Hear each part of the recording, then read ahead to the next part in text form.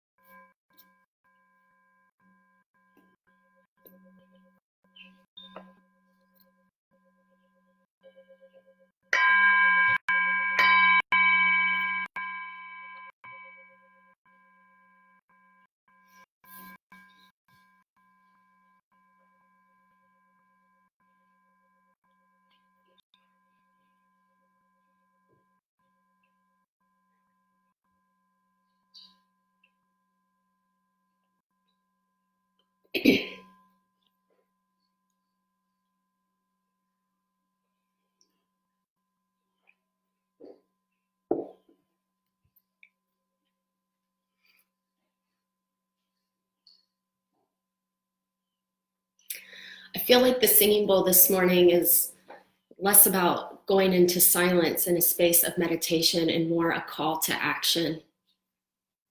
Friends, we have our work cut out for us today. I'm going to ring it one more time while we wait for a few more folks to join.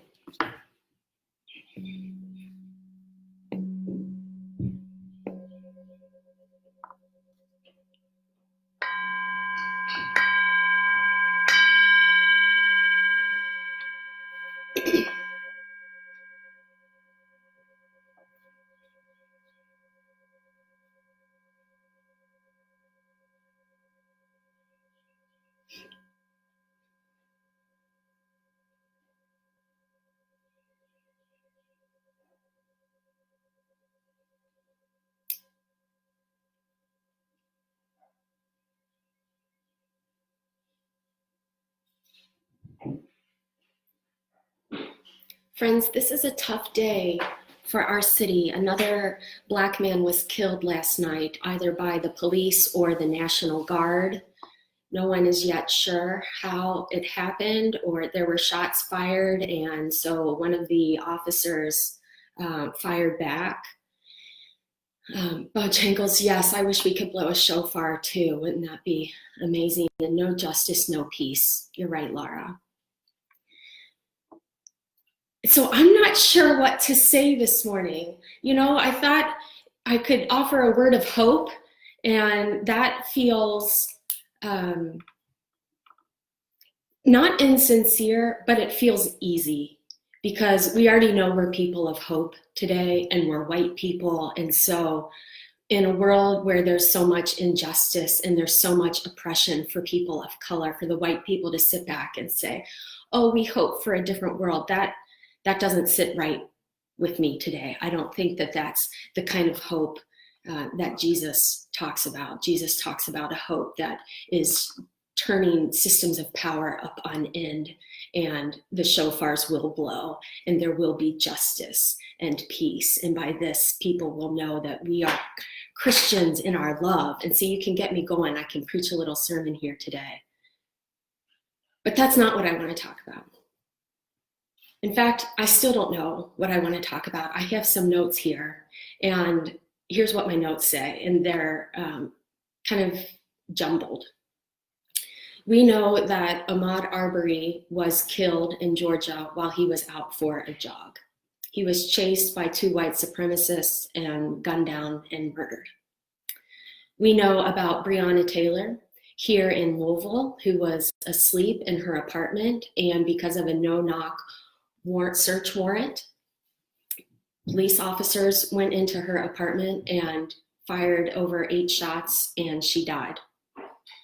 We know about George Floyd in Minnesota, and a white police officer had his knee on his neck, and despite the man saying, I can't breathe, and despite the fact that he passed out, The officer kept his knee on his neck for another 2.5 minutes at least, and it killed him.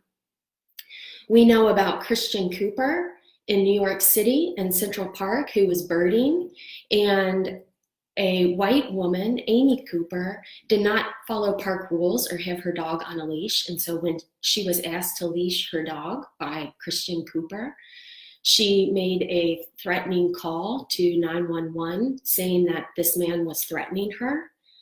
And she used her white privilege to enact injustice. And now we know of another individual who was killed last night at 26 and Broadway by either Louisville Police Department or the National Guard. We're not sure who yet. And that's just the last 6 to 8 weeks, you all. And that's just the ones that we've heard of. Every day, Black and brown people are getting lynched in our streets. And we as white people have got to respond. And we've got to respond in ways that are full of listening and full of educating ourselves on this epidemic. We've got to educate ourselves. We've got to read the books and the articles that teach us about racism and how it's not just a prejudice, but it's prejudice plus power. And so that's why there's no such thing as reverse racism, because there's not a reversal of power. And so when white people are living, well, when we're all living in a racist world and in racist systems, we need to be aware of that, and we need to be aware of our privilege, because as white people, we are the people in power. Even in our individual friendships with Black and brown siblings, but especially in our institutions, in our bureaucracies, and our social norms. We are in positions of power. And we need to humble ourselves, and we need to show up, and we need to amplify the voices that need to be heard. We need to stop centering ourselves. We need to go to the sideline, because white people have been centered long enough. No, I'm not even looking at my notes. I am just preaching a little sermon here, aren't I?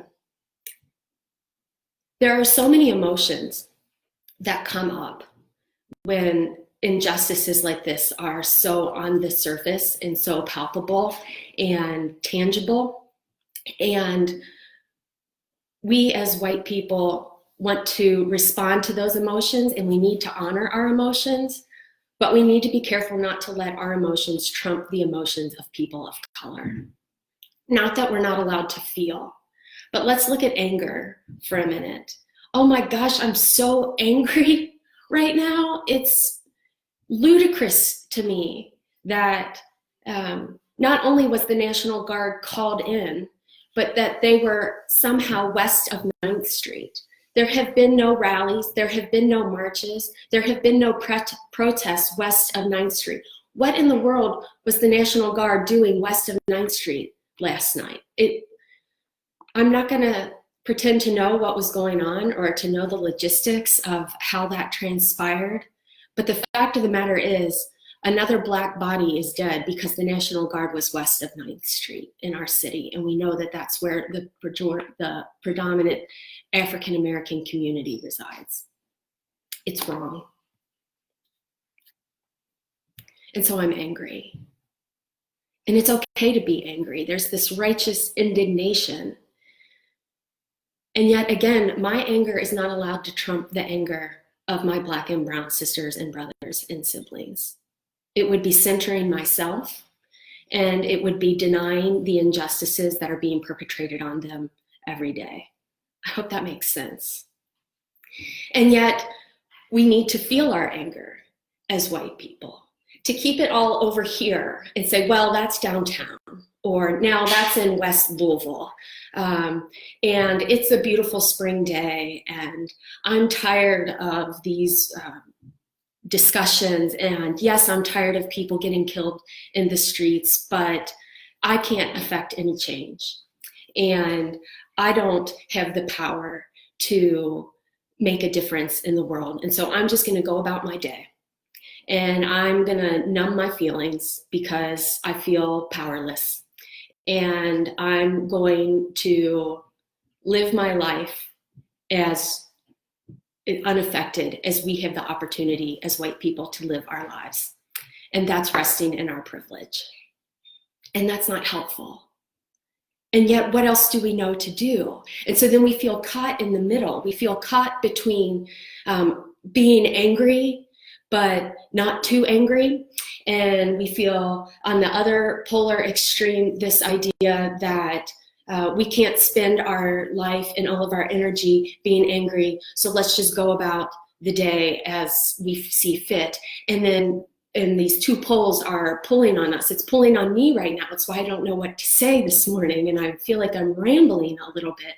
But then that's our white fragility in the middle, saying to us that we have the option to not change our lives in any way, to not change the conversations that we're having with people we love, to avoid the tough conversations with our family members, versus rising up and showing up at the protests and saying, I'm a white person, I'm here to fix this, and enough. We don't have that right now. And so what do? And there are lots of things that we can do, and I'm gonna give you some links in the church newsletter tomorrow about that. And there are donations that we can make, and there are talking points and conversation points that we can have with our friends and our family. But at the end of the day, we need to continue to just show up and to listen. And it's not for me to say how showing up looks for you, but I also want to say, I don't know what we need to do. I think if we really knew what we needed to do, we could mobilize and we could get it done and we could end this nonsense. But we're not there yet. Our society is too embedded in this racism that captures and holds all of us. So I turned to Audre Lorde. She's passed away. She died in 1991 or 1992. She was a writer and thinker and activist and African-American lesbian in the 20th century. And she is known for her prose and her poetry that from her womanist perspective calls out racism and sexism and heterosexism and homophobia. And she wrote in 1981, one of her more famous pieces of writing. It's called The Uses of Anger, Women Responding to Racism. And here's a picture of her if you can see it on my phone. These are the opening 2.5 paragraphs that I'm going to read. Hold on, I'm looking at your comments. Okay. She starts out with the word racism, period, full stop. Racism, the belief in the inherent superiority of one race over all others and thereby the right to dominance, manifest, and implied. Next paragraph, next sentence. Women respond to racism, period. My response to racism is anger. I have lived with that anger, ignoring it, feeding upon it, learning to use it before it laid my visions to waste for most of my life. Once I did it in silence, afraid of the weight. My fear of anger taught me nothing. Your fear of that anger will teach you nothing also. Women responding to racism means women responding to anger.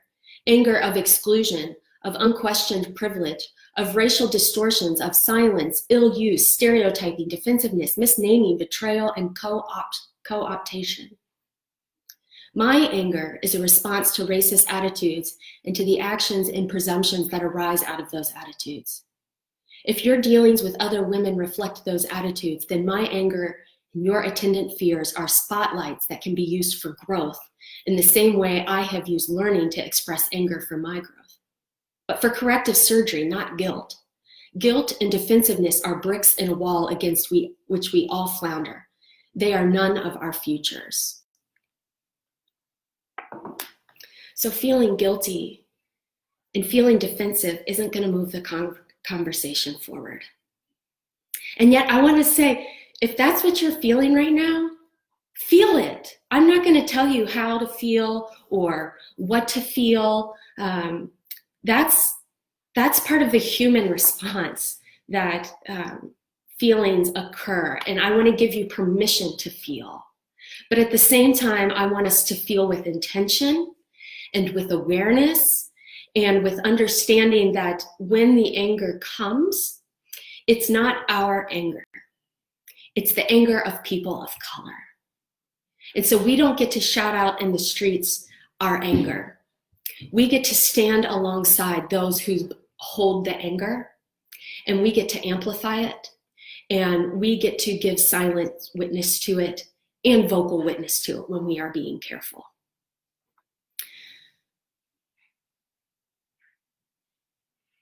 So if you're tired of me talking about this, I've been in front of you a lot this weekend. I posted that short note on Facebook on Saturday, Sunday, yesterday before our Pentecost worship service, which was lovely. Carol and Jim and I said a few words, and I'm here today, and I'll be vocal in the newsletter tomorrow. And if you're thinking, gosh, Lauren, this is a lot, I want to affirm that and say, yes, it is. It's okay to feel overwhelmed by it, and it's okay to not know what to do. I feel like I can't make that point enough. But I also want to invite you to a press conference that's happening. It's different than the press conference that the mayor is having, where the mayor is calling for a day of reflection, when what Black Lives Matter and people of color are arguing for is a day of justice. And so there's a press conference at noon today, and it's sponsored by LSURJ, Louisville Showing Up for Racial Justice, and LSURJ Faith, which is a branch of that Louisville SURJ network. And it's an opportunity to end white silence. We have been called into this space by our Black siblings here in Louisville. And I'm not sure if we're going to have a speaking role or not, but it's for clergy and it's for people of faith to show up and to be present. White people going into Black spaces is important because it's another way that we get to decenter ourselves from the conversation. I don't have any of the details yet. I'll post them on the Facebook page. I know it's just in an hour and a half. It's unfolding, the planning is, as I'm doing this live broadcast, so I haven't been able to check in yet on what's coming next. If any of you know already and want to put it in the comments about location, feel free to do that. It's about love, and it's about justice, and it's about peace. So it's going to be a peaceful moment. There's not plans for any kind of protest. I don't expect any uprising. I expect that this will be a safe space for everyone who is there to show up and to listen and to say as white people that we have had enough and we are here to support those who have been oppressed since the beginning and inception of the United States. So I hope you'll join me and the other clergy and the other people of faith in town. All of you are invited. And because we are people of faith, because we are Christians, because we are followers of Jesus, I'm going to end with a piece of scripture. It's from the Hebrew Bible, the Old Testament. It's Psalm 13. Jesus knew the Psalms well. The apostles, the early disciples knew the Psalms well. And so I think this is a fitting response for us. It's a psalm of lament, and it's a cry out to God. And so I want us to share this psalm, Psalm 13, together this morning. How long, O Lord, will you forget me forever? How long will you hide your face from me? How long must I bear pain in my soul and have sorrow in my heart all day long? How long shall my enemy be exalted over me? Consider and answer me, O Lord my God. Give light to my eyes, or I will sleep the sleep of death. And my enemy will say, I have prevailed. My foes will rejoice because I am shaking, but I trusted in your steadfast love. My heart shall rejoice in your salvation. I will sing to the Lord because God has dealt bountifully with me.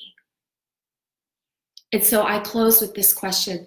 What does salvation look like right now for all of us? Because none of us are okay, but especially our Black and brown siblings.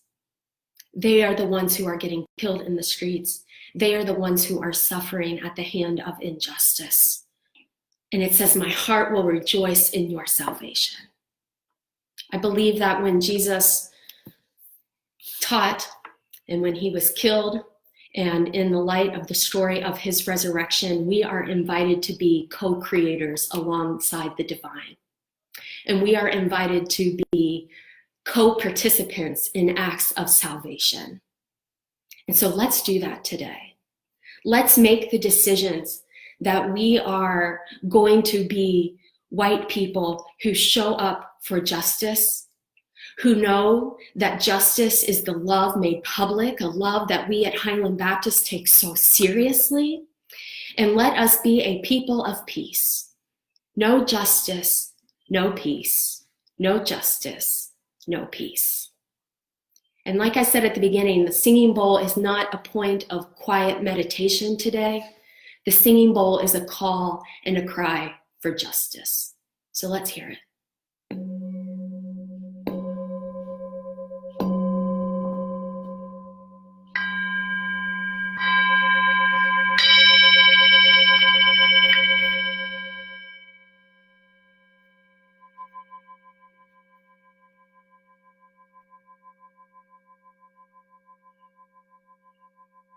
Friends, I love you so much. And I wish you blessing on your day as we continue in the struggle for liberation, as we continue to wonder and question the best ways that it is for us to show up. Know that we are not alone in this journey and that we serve a God of liberation, of love, of hope, of peace, of anger, a God who is angry with us, and the God of freedom. So be free. Know that you are loved and participate in the liberation that we all need so desperately. Thanks for being with me this morning.